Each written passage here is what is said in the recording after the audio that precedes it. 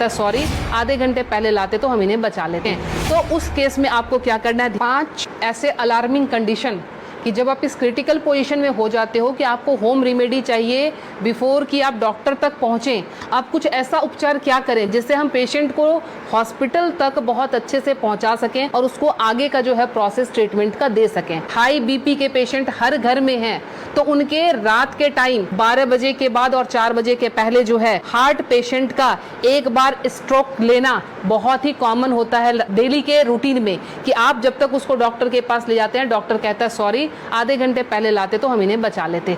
तो वो time spam आपको कैसे बढ़ाना है ताकि हम मरीज को ट्रीटमेंट दे सकें। तो उस केस में आपको क्या करना है, ध्यान रखें, ये जो हमारे फिंगर्स के सामने ये नाखून जो मैं पॉइंट कर रही हूँ, इस पॉइंट को आप लोकेट करके ध्यान से देखें, ये हमारे बाइलेटरल है, मतलब दोनों ही हाथों की उंगलियों पे हम इसको इस्तेमाल कर सकते हैं। जब भी आपको लगे कि कोई पेशेंट बिल्कुल उसका जो है बीपी बहुत हाई चला गया है और आपको डॉक्टर तक जाने के पहले अगर उसको स्ट्रोक ना आ जाए, लाइफ उसकी खत्म होने से बचाने के लिए आपको सिंपली क्या करना है, आप कोई भी पिन ले लेंगे, पिन लेके आप उसको सिंपल कि जिस तरह से हमने पिन लिया, आप घर में सेफ्टी पिन ले सकते हैं, क्योंकि उसको थोड़ा सा आपने डिटॉल या उसे स्टरलाइज कर लेंगे। स्टरलाइज करने के बाद सिंपल आप यहाँ पे प्रिक करेंगे और प्रिक करके यहाँ से आप थोड़ा सा ब्लड जो है इस तरह से 5 to 10 ड्रॉप्स इस तरह से निकाल देंगे। ये ध्यान रखें, ये बहुत ही इमरजेंसी केस है और ये करते ही आपके पास पेशेंट के लिए एटलीस्ट 3 से 4 घंटे मिल जाएंगे कि आप उसको डॉक्टर तक सेफली पहुंचा सकते हैं और वहां उसको ट्रीटमेंट मिल सकता है। दूसरा काम, अगर ये भी करने की हिम्मत आप में नहीं है, फ्रिज का ठंडा दूध 1 गिलास उस पेशेंट को पिला दें। ठंडा दूध पिलाते ही आपके पास ड्यूरेशन बढ़ जाएगी, आप 2 घंटे तक हॉस्पिटल के अंदर उनको लेके आप जा सकते हैं। ध्यान रखें। दूसरी हमारी अलार्मिंग कंडीशन जो होती है वो होती है एसिडिटी की।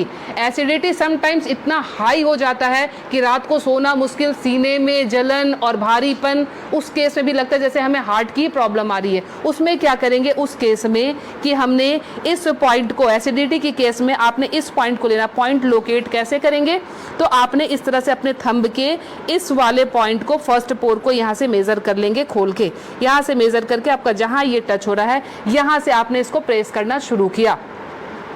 20 to 30 टाइम्स इसको आप डीप प्रेस करेंगे। एसिडिटी बन रही है या फिर सर दर्द हो रहा है एक्सट्रीम पोजीशन पे, आपको उस समय वो रिलैक्स देना शुरू कर देगा, क्योंकि जब जलन होती है आपके बब्स निकलते नहीं है, इसीलिए वो यहाँ पे अटैक कर रहा होता है, जिससे पेन आना शुरू हो जाता है। तो आपको क्या करना है, इसको प्रेस करेंगे, आपको रिलैक्सेशन होना शुरू हो जाएगा।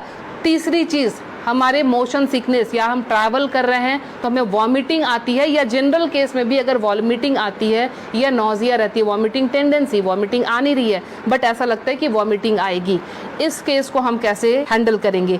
आप अपने ये रिस्ट के क्रीज ले लें, ये रिस्ट के क्रीज आपको दिख रहे हैं, इस क्रीज से, ये जो क्रीज हमारी बनी हुई है, इस क्रीज से अपने ही फिंगर को रखना है, ध्यान रखना है, अपने फिंगर के 2 फिंगर को रखना है। इसके बाद ये पॉइंट जहाँ पे आता है इसको आप लोकेट करेंगे और ध्यान से देखें, यहाँ पे 2 आर्टरी आ रही होती है, आप जब फील करेंगे 2 आर्टरी के बीच में, ये यहाँ पे आपको इस पॉइंट को अब दबाना शुरू कर देना है। अगर आप इसको तेज दबाएंगे, इमीडिएटली आपके वॉमिटिंग टेंडेंसी जो है वो वहीं स्टॉप हो जाएगी और ये आपके मोशन सिकनेस में भी काम करेगा। कहीं आप ट्रैवलिंग में जा रहे हैं तो वहाँ ये काम करेगा। अब मोशन सिकनेस को रोकने के लिए घरेलू उपाय क्या करें। पुराने ज़माने में ध्यान है आपको 10 पैसे के और 5 पैसे के सिक्के मिलते थे, वो सिक्के अगर आपके पास हैं तो सिक्के को सिर्फ मुंह में रख लेना है, कुछ नहीं करना है। वो रख के, या पान के पत्ते, ध्यान रखें मैं पान खाने की बात नहीं कर रही हूँ, उसमें गुलकंद और वो सब मिलाने की, मैं सिर्फ कह रही हूँ पान के पत्ते, वो आप चबाते हुए चले जाएंगे, आपका मोशन सिकनेस जो है वो कंट्रोल हो जाएगा।